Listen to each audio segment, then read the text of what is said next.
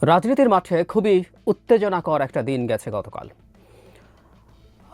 এর আগের দিন রাতে, বেশ গভীর রাতে, জনাব হাসনাত আবদুল্লাহর একটা স্টেটাসকে কেন্দ্র করে প্রচুর তর্ক বিতর্ক শুরু হয়ে গেছে এবং আমরা নানানজন নানান রকম কথা বলছি, গুজব ছড়িয়ে পড়ছিল চারদিকে। নট অনলি দ্যাট, ঠিক একই সময়ে কোইন্সিডেন্টালি মনে হতে পারে, কিন্তু এটা আসলে কোইন্সিডেন্স তো নাই, এটা একটা পরিকল্পনা আমরা বলতেই পারি।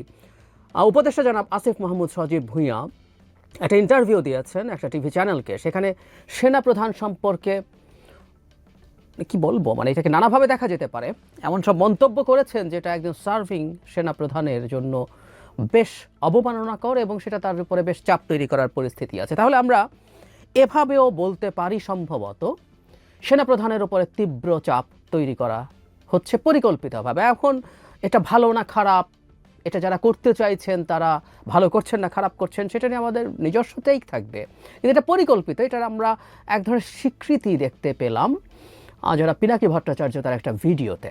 যখন এই ঘটনাগুলো ঘটছে, পরবর্তীতে কিছুক্ষণের মধ্যেই বিকেলে বা সন্ধ্যার দিকে জনাব পিনাকি ভট্টাচার্য সেই ভিডিওটা আমাদের সামনে আসে এবং সেখানে তিনি দেখিয়েছেন যে দুদিন আগেই তিনি তার নিজস্ব ঢঙের ভাষায় এক ধরনের হুমকি দিয়েছিলেন চিফকে, মিলিটারি চিফ ওয়াকারকে।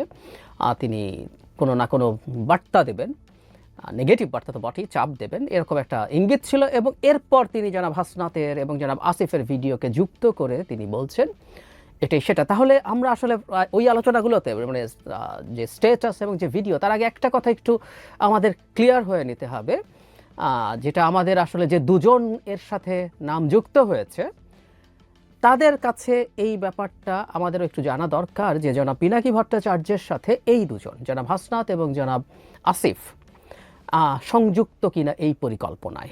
এই আলাপটা আমার মনে হয় গুরুত্বপূর্ণ। এবং নট অনলি দ্যাট, রিসেন্ট টাইমসে জনাব পিনাকি ভট্টাচার্যকে আমরা সরকারের প্রতি বেশ সফট দেখছি, যিনি সরকার শেখ হাসিনা পতন এবং পালিয়ে যাওয়ার পর সরকার গঠিত হওয়ার 1-2 সপ্তাহ সময় নেননি অলমোস্ট। এই সরকারকে বিভিন্ন ক্ষেত্রে খুব কঠোর সমালোচনা করেছেন, রীতিমতো সরকার ইন জেনারেল এবং বিভিন্ন উপদেষ্টাকে ধরে ধরে।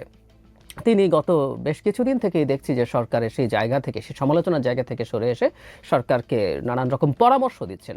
নট অনলি দ্যাট, তিনি, আমি তার দুটো ভিডিওর কথা মনে করতে পারি, যেখানে একটায় তিনি নিজের গুরু বা এই ধরনের শব্দ বলেন মিস্টার খলিলুর রহমান, যিনি এখন রোহিঙ্গা বিষয়ক হাই রিপ্রেজেন্টেটিভ হিসাবে উপদেষ্টা পদমর্যাদায় আছেন। তার নিয়োগ সম্পর্কে তিনি ক্রেডিট ক্লেম করেছেন। একজন উপদেষ্টা যখন নেওয়া হলো, উপদেষ্টা বা বিশেষ সহকারী অর্থ মন্ত্রণালয়ে, তার ব্যাপারেও তার ইঙ্গিত হচ্ছে, সেটার ব্যাপারেও তার রোল ছিল। নট অনলি দ্যাট, জনাব সিআর আবরার সহ আরও 2-1জনকে যখন নেওয়া হলো, তখনও তার আগে তিনি পূর্বাভাস দিয়েছিলেন যে এই উপদেষ্টা পরিষদ পাল্টাবে। সো ব্যাপারটা এইরকম, জনাব পিনাকি ভট্টাচার্য এভাবে নিজেকে নিজেই পোর্ট্রে করতে চাইছেন যে এই সরকারে তার বিরাট বিরাট ইনফ্লুয়েন্স আছে। এবং সর্বশেষ যেটা হলো, তাতে শুধু সরকার না, জাতীয় নাগরিক পার্টির অত্যন্ত গুরুত্বপূর্ণ সদস্য জনাব হাসনাত আবদুল্লার সাথেও তার অত্যন্ত গুরুত্বপূর্ণ সম্পর্ক আছে। অন্তত তিনি, মানে অন্তত জানতেন, বা এতে মনে হলো যে অন্তত এই দুইজন সহ তিনি পরিকল্পনা করেই এই কাজটা করেছেন। আমি আবারও বলছি, তাদের দিক থেকে এটা স্পষ্ট হওয়া দরকার এবং এটা আসলে জানা দরকার আছে। হতেই পারেন জনাব পিনাকি ভট্টাচার্য যে পলিটিক্যাল ইডিওলজিতে বিশ্বাস করেন, সেটাতে তাদের আস্থা থাকতে পারে, বিশ্বাস থাকতে পারেই। আমরা প্রত্যেকের সাথে একমত হতে হবে, নট নেসেসারিলি। জনাব পিনাকি ভট্টাচার্যের সাথে কিছু ক্ষেত্রে আমার একমত পোষণ করি, কিছু ক্ষেত্রে আমি দ্বিমতও পোষণ করি, উনিও নিশ্চয়ই করেন। সো এটা হতেই পারে, কিন্তু আমরা আসলে একটু জানতে চাই যে এটা তারা অ্যালাইন্ড কিনা, তারা পরিকল্পনা করে। অ্যালাইন্ড চিন্তার অ্যালাইনমেন্ট এক জিনিস, আর একটা পরিকল্পনা মিলিটারি চিফের বিরুদ্ধে একসাথে করা কিন্তু ভিন্ন ব্যাপার। এই ব্যাপারটা একটু ক্লিয়ার হওয়া দরকার। জনাব হাসনাত আবদুল্লাহর প্রসঙ্গে আসি, এই স্ট্যাটাসটা নিয়ে আমাদের একটু বিস্তারিত কথা বলতে হবে। যারা খোঁজ খবর রাখেন তারা এর মধ্যে বিস্তারিত পড়েও ফেলেছেন, কিন্তু এখানে একটা খুব গুরুত্বপূর্ণ কি টেকওয়ে আছে, আমি সেটা বলবো। এই স্ট্যাটাসটা শুরু হয়েছে 11 মার্চ, সময় দুপুর 12টা 30। কিছুদিন আগে আমি আপনাদের বলেছিলাম রিফাইন্ড আওয়ামী লীগ নামে একটা আওয়ামী লীগের কথা। ইয়াস, জনাব হাসনাত আবদুল্লাহ 12 তারিখেই আসলে এরকম একটা স্ট্যাটাস দিয়ে আভাস দিয়েছেন। সো এই ধরনের একটা মিটিং হয়েছে, আমরা তার ওই স্ট্যাটাস থেকে বুঝতে পারি।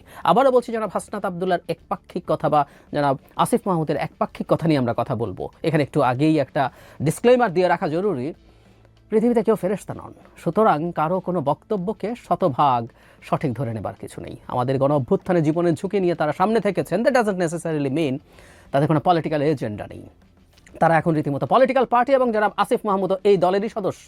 আই রিপিট, জনাব আসিফ মাহমুদও আসলে আদতে ডিফ্যাক্টো এই দলেরই সদস্য। তারা খুব সহসাই বা যেদিনই হোক রিজাইন করে এই দলে যুক্ত হবেন। সুতরাং তারা এখন রাজনীতি করছেন। রাজনীতিবিদদের কথা আমরা কীভাবে নেব সেটা মাথায় রেখেই শুনি।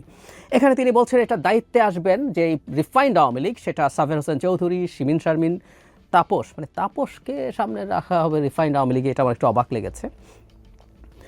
তাপস কীভাবে এই রিফাইন্ড আওয়ামী লীগে থাকতে পারে? যাই হোক, তারা এখানে কথা বলছেন, তারা এখানে বলতে চাইছেন যে তাদেরকে ডেকে বলা হয়েছে শর্ত সাপেক্ষে নাকি অনেকেই আওয়ামী লীগের পুনর্বাসনে রাজি হয়েছে। বলা হচ্ছে একটি বিরোধী দল থাকার চাইতে অনেকগুলো দল আওয়ামী লীগ সহ থাকলে ভালো হবে। এবং ব্যাপারটা এরকম একটা সিস্টেম। কেন রিফাইন্ড মানেটা হচ্ছে, এই জায়গাটা একটু পড়ি, রিফাইন্ড আওয়ামী লীগ যাদের দিয়ে করা হবে তারা এপ্রিল মে থেকে শেখ পরিবারের অপরাধ স্বীকার করবে, হাসিনাকে অস্বীকার করবে এবং তারা বঙ্গবন্ধুর আওয়ামী লীগ করবে এমন প্রতিশ্রুতি দিয়ে জনগণের সামনে হাজির হবে। একটু অফ টপিক, এরকম একটা আওয়ামী লীগ আসলে আওয়ামী লীগের এবং শেখ হাসিনার 12টা বেজে যাবে। এবং আমি ধারণা করি শেখ হাসিনাই এমন একটা আওয়ামী লীগ হতে দেবেন না, আমাদের এটা ঠেকাতে হবে না। যাই হোক, পরে তারা বিরোধিতা করেন এবং বিরোধিতা করে যখন তারা তাদের মতামত জানান তখন বলা হচ্ছে বাধা দিলে দেশে সংকট সৃষ্টি হবে এবং দায় তাদেরকে নিতে হবে এবং আওয়ামী লীগকে অবশ্যই আসতে হবে। ইংরেজিতে হাসনাত লিখছেন Awami League must come back. তারপর তারা বলছে ক্ষমা চায় নাই, একটা দল অপরাধ স্বীকার করে নাই, তাহলে কিভাবে ক্ষমা করবে? তারপর পক্ষ থেকে রেগে উত্তর আসে, you people know nothing, you lack wisdom and experience, so we are in this service for at least 40 years। তোমার বয়স থেকে বেশি, তাছাড়া আওয়ামী লীগ ছাড়া ইনক্লুসিভ ইলেকশনস হবে না। ইনক্লুসিভ শব্দটা নিয়ে আমি একটু পরে আসছি। তারপরে হাসনাত বলছেন যে এটা তার হতে পারে না, মিটিং অসমাপ্ত রেখে আসে। একটা জিনিস খুব ইম্পর্টেন্ট এই জায়গায়, মানে এটা বলতে কাকে বোঝানো হচ্ছে? আমি দেখলাম যে অনেকে কচু ক্ষেত করছেন এই স্ট্যাটাসের পর থেকে। কচু ক্ষেত একটা গোয়েন্দা এজেন্সির অফিস, এটাকে ইন্ডিকেট করছেন প্রায় সবাই। আসলে তা না, হাসনাত আসলে সেটাকে ইন্ডিকেট করেন, উনি সরাসরি সেনাবাহিনীকে ইন্ডিকেট করেছেন। কেন বলছি? উনি একটা জায়গায় লিখেছেন, জুলাই আন্দোলনের সময় আমাদের নিয়ে অনেক কিছু করানোর চেষ্টা করা হয়েছে, কখনো এজেন্সি বা ক্যান্টনমেন্ট থেকে নানা ধরনের প্রেসক্রিপশন গ্রহণের চাপ দেওয়া হয়েছে, তারপর ওসিলে গ্রহণ করে নেই। এরপর বলছে আজকেও ক্যান্টনমেন্টের চাপকে অস্বীকার করে আমি আবারও আপনাদের উপর ভরসা রাখতে চাই। তাহলে হাসনাত আবদুল্লাহর এই স্ট্যাটাসের খুব কি টেক অ্যাওয়ে হচ্ছে, তিনি এটা ডিজিএফআই বা অন্য কোনো সংস্থা, এনএসআই, যাই হোক বিভিন্ন গোয়েন্দা সংস্থা আছে, তাদের কথা না বলে র্যাদার সরাসরি সেনাবাহিনীকে বলেছে। কারণ আমরা একটা জিনিস নিশ্চয়ই জানি, এই গোয়েন্দা সংস্থাগুলোর চিফ মিলিটারির হলেও এগুলো রিপোর্ট করে প্রধানমন্ত্রী বা প্রধান উপদেষ্টাকে। সুতরাং এজেন্সি হলে আমরা এই প্রশ্ন করতে পারতাম যে এগুলোর রিপোর্টিং তো ওই দিকে। ক্যান্টনমেন্ট বলে জনাব হাসনাত ক্লিয়ার করলেন এটা সেনাবাহিনীরই কেউ। এখন কে? গতকালই একটা সংবাদ সম্মেলন হয়েছিল, সেখানে জনাব হাসনাত আবদুল্লাহকে জিজ্ঞেস করা হয়েছিল, তিনি কে সেটা বলেননি, অতি উচ্চ পর্যায়ের লোকজন সেটা বলেছেন। সো কে হতে পারে আমরা জানি না। কিন্তু এখানে একটা ইনক্লুসিভ ইলেকশনসের কথা আসলো এবং এক ধরনের ইঙ্গিত আবারও বলছি সেনাপ্রধানের প্রতি আছে। কারণ খুব অল্প সময়ের মধ্যেই জনাব হাসনাত একটা ছোট্ট ক্লিপ শেয়ার করেন জনাব আসিফ মাহমুদের, যেখানে তিনি সেনাপ্রধান সম্পর্কেও এক ধরনের বোমা ফাটিয়েছেন বলা যেতে পারে। যাই হোক, সেনাপ্রধান ইনক্লুসিভ শব্দটা বলেছিলেন, হুইচ ইজ রাইট। এবং এখানে সংবাদ সম্মেলনেও সেনাপ্রধানের এই ইনক্লুসিভ শব্দ নিয়ে কথা হয়েছে। এনসিপির যখন যে সংবাদ সম্মেলন করেছে সেখানে এই আলাপটা এসছে। সুতরাং সেনাপ্রধানকে ক্লিয়ারলি ইন্ডিকেট করেছে, ইয়াস উনি এই শব্দটা বলেছেন। কিছুদিন আগে যে একটা বক্তৃতা নিয়ে আমরা খুবই আলোচনা করেছি, ডিবেট করেছি, ঝগড়া বিবাদ করেছি, সেখানেও কিন্তু তিনি ইনক্লুসিভ বলেছেন। এবং আমি ধারণা করি বা এটা ধারণা করার যথেষ্ট কারণ আছে, তিনি আসলে আওয়ামী লীগকেই ইন্ডিকেট করছেন। সুতরাং এক ধরনের ইঙ্গিত আছে। এবং এরপর থেকে আমরা তীব্রভাবে এটাকে সেনাপ্রধানের দিকে অঙ্গুলি হেলন করেছি এবং জনাব পিনাকি ভট্টাচার্য ঠিক সেটাই করেছেন। অবিশ্বাস্য একটা ঘটনা হলো, অল্প কিছু দিনের সময়ের মধ্যে জনাব আসিফ মাহমুদ ইনফ্যাক্ট দীর্ঘ একটা সাক্ষাৎকার দিয়েছেন। সেই সাক্ষাৎকারটা পাওয়া যায়, আপনারা দেখে নেবেন। কিন্তু কি জায়গাটা যেটা ইম্পর্টেন্ট আমি একটু পড়ি। আসিফ বলছেন, সেনাপ্রধান জেনারেল ওয়াকারুজ্জামানের পক্ষ থেকে মূল ভেটোটা ছিল প্রধান উপদেষ্টা ডক্টর ইউনূস কেন, ইউনূসের পরিবর্তে অন্য যে কোনো কেউ আসতে পারে। ইউনূসের নামে মামলা আছে, তিনি একজন কনভিক্টেড পারসন। একজন কনভিক্টেড পারসন কীভাবে একটা দেশের প্রধান উপদেষ্টা হতে পারেন? আসিফ মাহমুদ সেনাপ্রধান বলেছিলেন, আওয়ামী লীগ একটা লোককে একেবারেই দেখতে পারছে না এবং বাংলাদেশে তো আলটিমেটলি 30% লোক 30-40% লোক আওয়ামী লীগ সাপোর্ট করে। এই 30-40% লোকের মতামতের বিরুদ্ধে গিয়ে একটা লোককে প্রধান উপদেষ্টা করা উচিত? বক্তব্যে যেটা বলেছে যে এই সরকারটা তো নির্বাচন করবে, সো আওয়ামী লীগের লোকজনের যদি এই সরকারের উপর আস্থা না থাকে তাহলে তারা কিভাবে নির্বাচন হবে? শেষে জনাব আসিফ বলছেন, সেনাপ্রধান সর্বশেষ আমাদেরকে বলেছিলেন বুকে পাথর চাপা দিয়ে আমি এই সিদ্ধান্তটা মেনে নিয়েছি। আবারও বলি, জনাব আসিফ মাহমুদ বা জনাব হাসনাত আবদুল্লাহর কারো কথাই আমরা সঠিক বলে ধরে নেওয়ার কিছু নাই, কারণ আমরা অপরপক্ষ জানি না এবং এগুলোর রেকর্ড আমাদের নেই। কিন্তু ওই সময়গুলোতে যে বয়ান আছে, আমি তার বই যখন বেরিয়েছিল কয়েকদিন আগে সেই বই প্রসঙ্গে বলেছি, প্রত্যেকের তার জায়গা থেকে তার ন্যারেটিভ সামনে আনা দরকার আছে।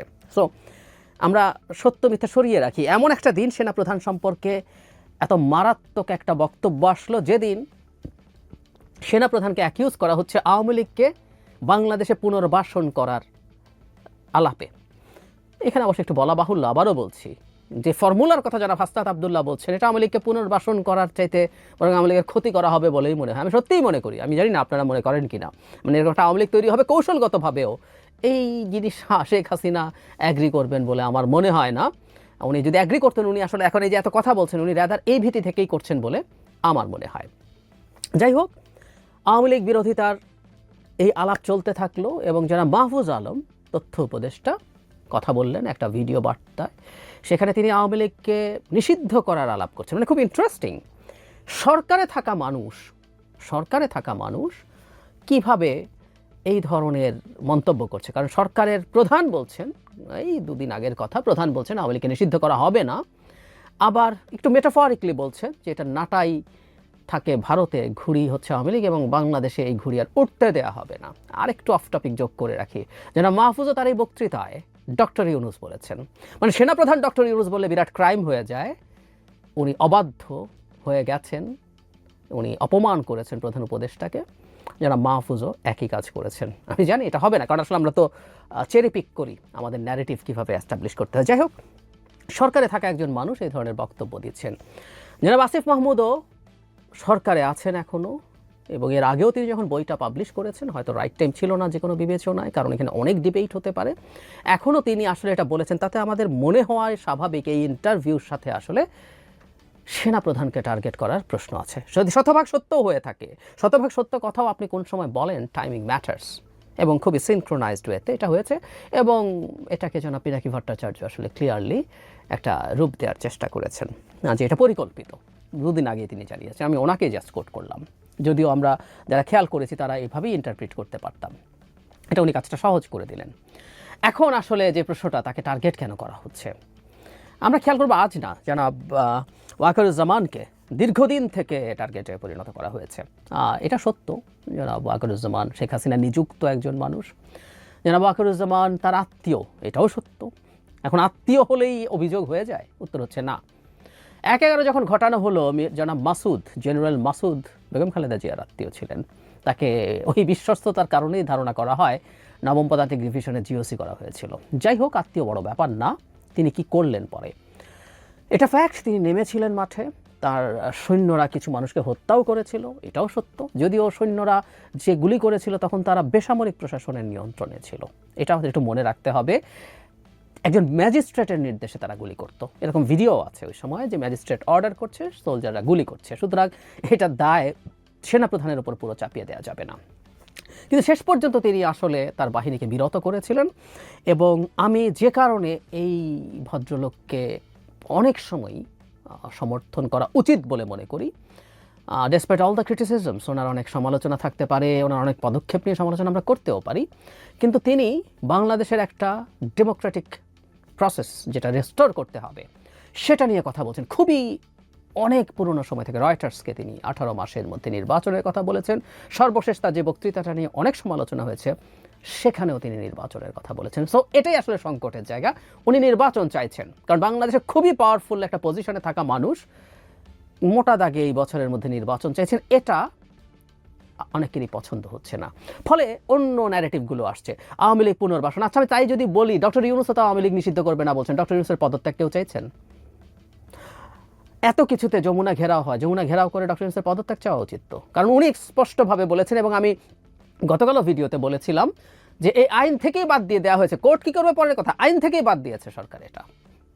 এত কিছু হলো, ডক্টর ইউনূসের তো পদত্যাগ চাওয়া উচিত। উনি তো আওয়ামী লীগকে পুনর্বাসনের সর্বোচ্চ কাজ উনি করছেন। তার চাইতে জরুরি কথা, সরকার যদি আওয়ামী লীগকে নিষিদ্ধ করে, আমরা একটু দেখতে চাই তো সেনাপ্রধান কি করে।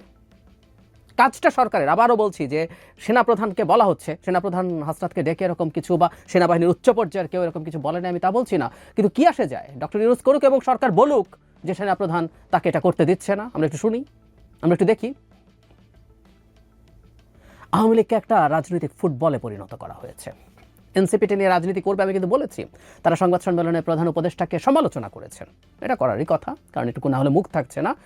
তারা করেছেন, এটাই তাদের এখন রাজনৈতিক ক্যাপিটাল, কারণ তেমন কোনো ইস্যু আসলে জনগণের সাথে কানেক্ট করার মতো তাদের হাতে নেই, তারা করছেন, দ্যাটস ফাইন। কিন্তু এটাকেই ব্যবহার করে আসলে জনাব ওয়াকারুজ্জামানকে সরানোর চেষ্টা হচ্ছে।